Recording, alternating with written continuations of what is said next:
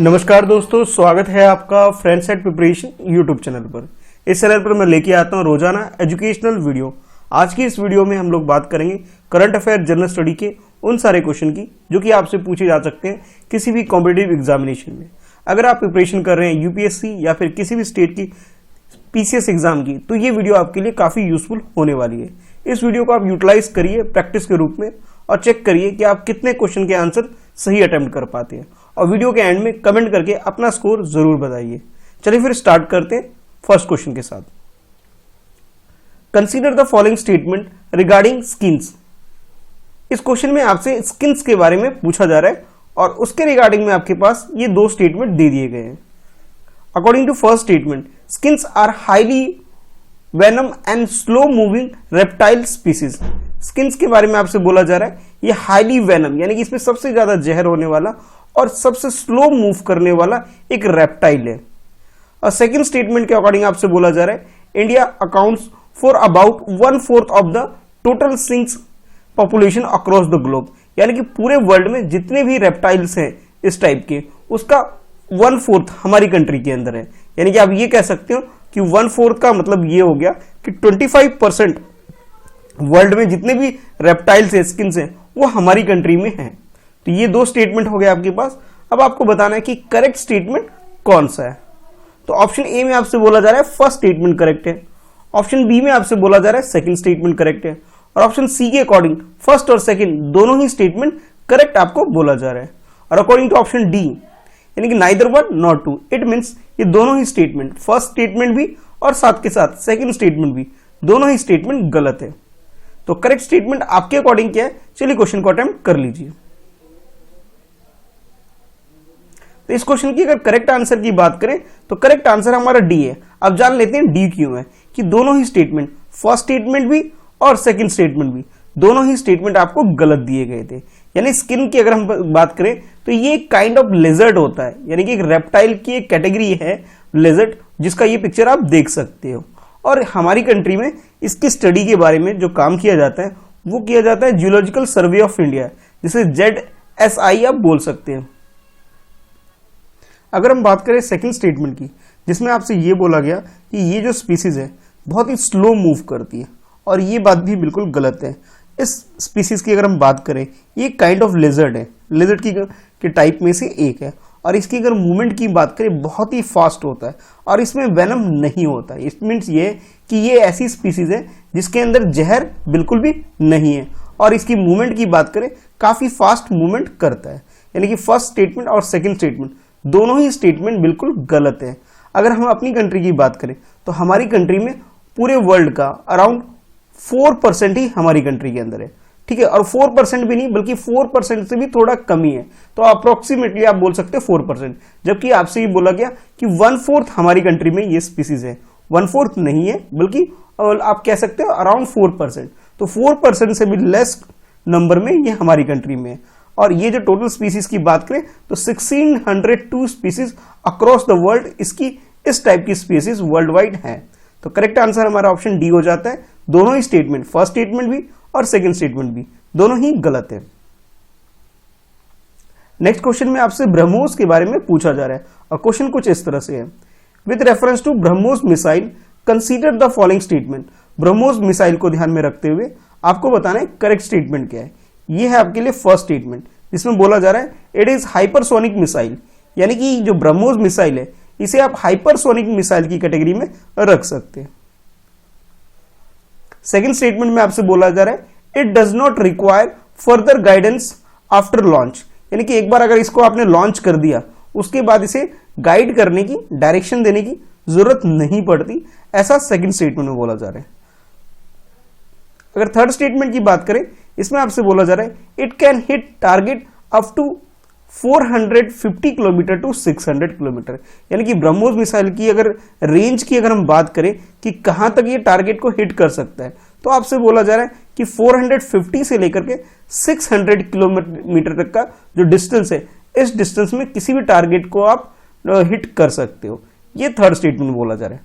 अब आपके लिए जो क्वेश्चन है वो ये है कि जितने भी स्टेटमेंट आपको गिवन है इसमें आपको नॉट करेक्ट स्टेटमेंट चूज करना है, यानी कि कौन सा स्टेटमेंट गलत है ये आपका आंसर होगा, सही नहीं बल्कि नॉट करेक्ट, यानी कि गलत वाला आपका आंसर होने वाला है।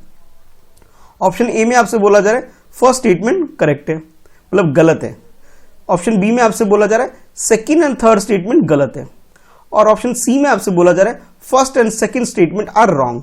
और ऑप्शन डी में आपसे बोला जा रहा है 1 2 3, यानी कि तीनों ही statement, first second and third, तीनों ही स्टेटमेंट गलत हैं। तो आपके अकॉर्डिंग गलत स्टेटमेंट कौन सा इनमें से, ये आपको चूज करके अपना आंसर बताना है। तो इस क्वेश्चन की करेक्ट आंसर की बात करें, करेक्ट आंसर का मतलब है रॉन्ग स्टेटमेंट की बात करें, तो second statement and third statement, ये दोनों ही स्टेटमेंट हमारे लिए जो इस क्वेश्चन में आपको गिवन है, ये दोनों स्टेटमेंट बिल्कुल करेक्ट है। जबकि करेक्ट स्टेटमेंट हमारा आंसर नहीं होने वाला था, हमारा आंसर क्या है, जो नॉट करेक्ट हो, यानी जो फर्स्ट स्टेटमेंट आपको गिवन है सिर्फ वो रॉन्ग है, यानी कि रॉन्ग स्टेटमेंट ही हमें चूज करना था। अगर हम बात करें हाइपरसोनिक स्पीड की बात करें, तो जो भी साउंड की स्पीड होती है, साउंड की स्पीड के कंपैरिजन में जब इस स्पीड में अगर कोई मिसाइल ट्रेवल करता है तो उसे हम कह सकते हैं कि वो हाइपरसोनिक है। ठीक है, तो अगर हम अपने ब्रह्मोस की बात करें तो इसकी जो स्पीड है 2.8 है, 2.8 मैच है, और हाइपरसोनिक के लिए भी चाहिए 5 मैच की स्पीड चाहिए, जो कि ये कंप्लीट नहीं करता। इट मीन्स ये हुआ कि जो फर्स्ट स्टेटमेंट हमें गिवन है वो रॉन्ग है, और सेकंड स्टेटमेंट और थर्ड स्टेटमेंट ये बिल्कुल करेक्ट है, यानी कि इसको डायरेक्शन की जरूरत यानी कि फर्दर गाइडेंस की जरूरत नहीं पड़ती। अच्छा, रेंज की बात करें तो पहले जब इसे लॉन्च किया गया था, स्टार्टिंग में जब रशिया ने और इंडिया ने मिलकर के इस मिसाइल को इन्वेंट किया था, तैयार किया था, तब इसकी रेंज 290 किलोमीटर हुआ करती थी, लेकिन अब इसकी रेंज इनहेंस कर दी गई है, यानी कि 300 के आसपास जो हुआ करती थी पहले, उसे इंक्रीज करके 450 से 600 की रेंज के अंदर जो भी टारगेट है उसे हिट किया जा सकता है। यानी कि सेकंड स्टेटमेंट और थर्ड स्टेटमेंट दोनों स्टेटमेंट आपको करेक्ट दिए गए थे, लेकिन क्वेश्चन में आपको नॉट करेक्ट पूछा गया, तो नॉट करेक्ट हमारा क्या, ऑप्शन फर्स्ट जो है वो नॉट करेक्ट है। यानी कि जो करेक्ट आंसर अगर हम बात करें तो ऑप्शन बी हमारा करेक्ट आंसर हो जाएगा। बी का मतलब ये हुआ कि भी रॉन्ग हमें चूज करना था। नेक्स्ट क्वेश्चन में आपसे पूछा जा रहा है the Pearl River drain and forms are estuary in which of the following water bodies.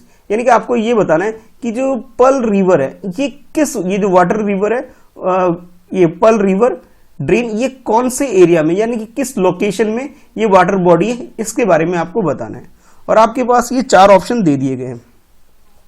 Option A के अकॉर्डिंग ये जो पर्ल रिवर ड्रेन है इसके बारे में बताया जा रहा है आपको कि गल्फ ऑफ थाईलैंड उस लोकेशन में ये एग्जिस्ट करता है। और ऑप्शन बी में आपसे बोला जा रहा है कि अंडमान सी में इसकी लोकेशन है। ऑप्शन सी में आपसे बोला जा रहा है कि फिलीपींस सी जो है वहां पर इसकी लोकेशन है। अगर हम बात करें ऑप्शन डी जिसमें आपसे बोला जा रहा है कि साउथ चाइना सी जो है वहां पर पर्ल रिवर है, तो आपको पर्ल रिवर की जो एग्जैक्ट लोकेशन है उसके बारे में आपको बताना है कि इसकी एग्जैक्ट लोकेशन कहां पर है, यानी कि पर्ल रिवर ड्रेन के बारे में आपने क्वेश्चन अटेम्प्ट करना है कि करेक्ट आंसर क्या है, यानी कि ये वाटर बॉडी किस लोकेशन पे एग्जिस्ट करती है ये आपको बताना है।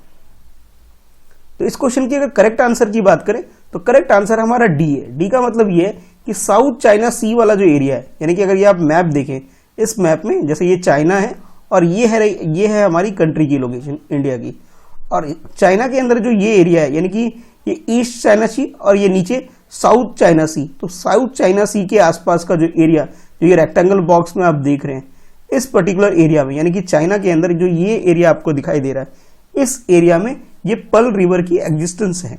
तो करेक्ट आंसर तो हमारा ऑप्शन डी हो जाता है।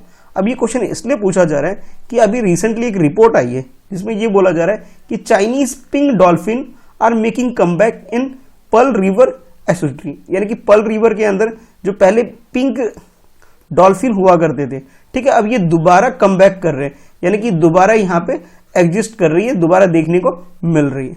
इस वजह से ये टॉपिक आपके लिए काफी इंपॉर्टेंट हो जाता है। तो करेक्ट आंसर हमारा ऑप्शन डी, यानी कि साउथ चाइना सी वाला जो एरिया है इस पर्टिकुलर रेंज में इस वाटर ड्रेन की एग्जिस्टेंस है।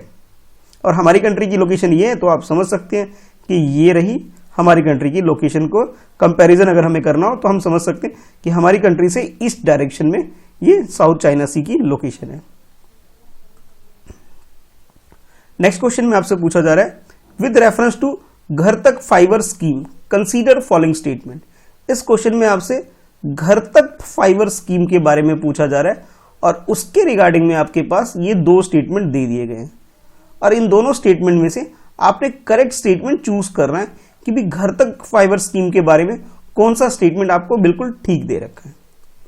फर्स्ट स्टेटमेंट में बोला जा रहा है it aims to connect all the village of India with high speed optical fibre internet by 2021। 2021 तक एक डेडलाइन रखी गई है कि हमारी कंट्री में जितने भी विलेज हैं, सारे गांव जितने भी विलेज हैं, सबको हाई स्पीड इंटरनेट प्रोवाइड किया जाएगा। किसकी हेल्प से? फाइबर की हेल्प से। यानी कि आप कह सकते हो कि ऑप्टिकल फाइबर को यूज करके हमारी कंट्री में जितने भी विलेज हैं सबको कनेक्ट कर दिया जाएगा इंटरनेट के साथ। ये फर्स्ट स्टेटमेंट बोला जा रहा है। और सेकंड स्टेटमेंट में बोला जा रहा है it will implemented by the ministry of electronic and information technology. हमारी कंट्री में जो मिनिस्ट्री है इलेक्ट्रॉनिक एंड इंफॉर्मेशन टेक्नोलॉजी, वो इस मिशन को कंप्लीट करने का काम कर रही है। यानी कि इसके इंप्लीमेंटेशन वाली जो मिनिस्ट्री है वो है आपकी ministry of electronic and information technology. ये सेकंड स्टेटमेंट बोला जा रहा है। ये दो स्टेटमेंट है, आपने चूज करना है कि करेक्ट स्टेटमेंट कौन सा है। ऑप्शन ए के अकॉर्डिंग फर्स्ट स्टेटमेंट करेक्ट है, ऑप्शन बी के अकॉर्डिंग सेकंड स्टेटमेंट करेक्ट है और ऑप्शन सी के अकॉर्डिंग बोथ फर्स्ट और सेकंड दोनों ही स्टेटमेंट आपके करेक्ट है। अगर हम बात करें ऑप्शन डी की, तो इसमें आपसे बोला जा रहा है neither one not two. It means ये दोनों ही स्टेटमेंट, फर्स्ट भी और सेकंड भी, दोनों ही स्टेटमेंट क्या है? रॉन्ग है। तो करेक्ट स्टेटमेंट क्या है? ये आपको चूज करना है। तो इस क्वेश्चन की अगर करेक्ट आंसर की बात करें तो करेक्ट आंसर इसका सेकंड स्टेटमेंट ही सिर्फ करेक्ट है और सेकंड स्टेटमेंट करेक्ट होने की वजह से ऑप्शन बी हमारा आंसर है। अब जान लेते हैं डिटेल में ये प्रधानमंत्री घर तक फाइबर स्कीम 2020 आखिर है क्या। इसे इंप्लीमेंट करने वाली जो मिनिस्ट्री है हमारी कंट्री में वो ministry of electronic and information technology. ये बात बिल्कुल सही है, यानी कि जो इसको इससे जो जुड़ी हुई है, इससे जो रिलेटेड मिनिस्ट्री है जो इसके इंप्लीमेंटेशन का काम कर रही है, ये बात बिल्कुल करेक्ट है। अच्छा, अब आते हैं फर्स्ट स्टेटमेंट के ऊपर। तो फर्स्ट स्टेटमेंट में बोला गया कि हमारी कंट्री में यानी कि इंडिया में जितने भी विलेज है सबको फाइबर के साथ यानी ऑप्टिकल फाइबर यूज करके इंटरनेट की स्पीड, अच्छी स्पीड में इंटरनेट प्रोवाइड करने का काम किया जाएगा घर तक फाइबर स्कीम के अंतर्गत, जो कि बात गलत है। ये हमारी पूरी इंटायर कंट्री में ये लॉन्च नहीं हुआ है, ये सिर्फ बिहार के 45,945 विलेज जो है, यानी कि जो बिहार के जो विलेज है वहां पर ये high speed optical fibre internet facility provide की जाएगी, जिसकी जो डेडलाइन रखी गई है 31 मार्च 2021 तक, ये इसका टारगेट रखा गया है। यानी कि आप ये बोल सकते हो कि फर्स्ट स्टेटमेंट आपका गलत है, सेकंड स्टेटमेंट करेक्ट है। तो सेकंड स्टेटमेंट करेक्ट होने की वजह से हमारा जो करेक्ट आंसर है वो है ऑप्शन बी। अब देखते हैं नेक्स्ट क्वेश्चन। नेक्स्ट क्वेश्चन में आपसे पूछा जा रहा है which of the following country does not have coast along with Persian Gulf. यानी कि आपको वो कंट्री आइडेंटिफाई करनी है जो कि पर्शियन गल्फ वाला जो एरिया है, पर्शियन गल्फ कोस्ट के साथ अटैच नहीं है। यानी कि इस क्वेश्चन के अंदर आपको कुछ कंट्री के नाम दे दिए गए हैं और आपसे बोला जा रहा है कि कौन सी कंट्री इनमें से है जो कि पर्शियन गल्फ के साथ बॉर्डर शेयर नहीं करते हैं। यानी कि पर्शियन गल्फ एक वाटर बॉडी आप कह सकते हो और उसके साथ बहुत सारी कंट्री बॉर्डर शेयर करते हैं इस तरह से। तो आपको वो कंट्री आइडेंटिफाई करनी है जो पर्शियन गल्फ के साथ बॉर्डर शेयर नहीं करती। सपोज ये कंट्री है और ये मान लीजिए पर्शियन गल्फ है, तो इससे दूर जो कंट्री है वो हमारा आंसर होने वाला है। तो एक एक करके कंट्री के नाम देख लेते हैं। तो फर्स्ट कंट्री आपके पास है Bahrain, second Jordan, third Iraq, fourth Saudi Arabia, fifth Yemen. और इन पांचों कंट्री में से आपको आइडेंटिफाई करनी है कि कौन सी कंट्री पर्शियन गल्फ के साथ बॉर्डर शेयर नहीं करती है। ठीक है, तो करेक्ट आंसर आपके पास जो है कुछ इस तरह से ऑप्शन दिए गए, इस हिसाब से आपको चूज करना है। ऑप्शन ए में आपसे बोला जा रहा है कि फर्स्ट और फिफ्थ कंट्री ये बॉर्डर शेयर नहीं करते। ऑप्शन बी में आपसे बोला जा रहा है सेकंड एंड फिफ्थ जो है वो बॉर्डर शेयर नहीं करते। और ऑप्शन सी में आपसे बोला जा रहा है second, third, fourth and six, यानी कि ये जो कंट्री है ये बॉर्डर शेयर नहीं करते। इसमें करेक्शन कर लेना, यहां पे 6 की जरूरत हमें नहीं है। ठीक है, ये करेक्शन आप लोग कर लेना एक। और ऑप्शन डी में आपसे बोला जा रहा है कि फर्स्ट, सेकंड, थर्ड, फोर्थ और फिफ्थ, यानी कि ये पांचों की पांचों जो कंट्री है जो आपको गिवन है ये सब की सब कोस्टल रीजन यानी कि जो पर्शियन गल्फ है इसके साथ बॉर्डर शेयर नहीं करती है। तो कौन सी कंट्री ऐसी है जो कि बॉर्डर शेयर नहीं करती, ये आपको चूज करना है। तो इस क्वेश्चन की अगर करेक्ट आंसर की बात करें तो करेक्ट आंसर इसका बी है। बी का मतलब ये है कि सेकेंड कंट्री और फिफ्थ कंट्री ये बॉर्डर शेयर नहीं करती, ठीक है। यानी कि आप ये बोल सकते हो सेकंड का मतलब ये हो गया, एक कंट्री तो जॉर्डन हो गई, ठीक है, जॉर्डन, और जॉर्डन के अलावा एक और कंट्री अगर हम बात करें यमन, ये दो ऐसी कंट्री हैं जो कि पर्शियन गल्फ के साथ अपना बॉर्डर शेयर नहीं करती है। तो ये दो कंट्री वैसी होगी। अब बाकी जो कंट्री है वो सब की सब पर्शियन गल्फ के साथ अटैच्ड कंट्री है। तो करेक्ट आंसर तो हमारा ऑप्शन इसमें ये जो आपके लिए हो जाता है बी हो जाता है। बाकी अगर लोकेशन देखना चाहे तो लोकेशन इस तरह से आप देख सकते हैं कि अगर ये वर्ल्ड यानी कि एशिया का अगर मैप देखें तो ये जो रेक्टेंगल आप देख रहे हैं वो ये पर्टिकुलर एरिया है, यानी कि ये पाकिस्तान है आपके पास और इधर हमारी कंट्री इंडिया है, और ये जो एरिया आपको दिख रहा है ये पर्शियन गल्फ है। तो ये जो बॉर्डर शेयर करती कंट्री ईरान करती है, इराक करती है, कुवैत करती है, बहरीन करती है, बहरीन की लोकेशन यहाँ पे है, और ये सबसे बड़ी कंट्री सऊदी अरेबिया जो इसके साथ बॉर्डर शेयर करती है। इसके अलावा यूएई यानी कि यूनाइटेड अरब एमिरेट, और उसके बाद ये जो यमन है, ओमान वो इसके साथ यहाँ पे बॉर्डर शेयर करती है, ठीक है। अच्छा, अब क्वेश्चन आपसे पूछा गया था कौन सी कंट्री जो बॉर्डर शेयर नहीं करती, तो एक कंट्री है जॉर्डन जो कि पर्शियन गल्फ से काफी दूर है, जिसका पर्शियन गल्फ से कोई लेना देना नहीं है, आप ऐसा बोल सकते हो। तो ये इसके साथ बॉर्डर शेयर नहीं करती। और दूसरी कंट्री है यमन, और यमन की लोकेशन यहाँ पर है, ये जो आप देख रहे हो ना ये लोकेशन, ये यमन की लोकेशन है, ठीक है। ये वाली इसकी इस पोर्शन की मैं बात कर रहा हूँ। तो पर्शियन गल्फ के साथ यमन और जॉर्डन अपनी बॉर्डर शेयर नहीं करती है, बाकी जो ये सारी कंट्री हैं ये शेयर करती है। तो करेक्ट आंसर हमारा ऑप्शन बी हो जाता है। अभी क्या हुआ है कि इजराइल जो एक कंट्री यहाँ पे इसकी लोकेशन है, इजराइल के साथ इन सब कंट्री की वॉर वाली सिचुएशन रहती है, और एक एक करके ये सारी कंट्री इजराइल के साथ पीस एग्रीमेंट साइन कर चुकी है। तो रिसेंटली अभी क्या हुआ है कि बहरीन ने इजराइल के साथ पीस एग्रीमेंट साइन कर लिया है, यानी कि इनके बीच में जो वॉर चल रहा था उसे वो कंक्लूजन पे आ गए और उन्होंने अपने रिलेशन को अच्छा करना स्टार्ट कर दिया है।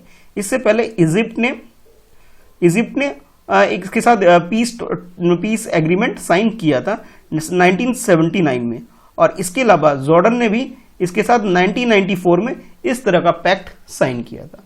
तो करेक्ट आंसर जो हमारा हो गया वो ऑप्शन बी हो गया।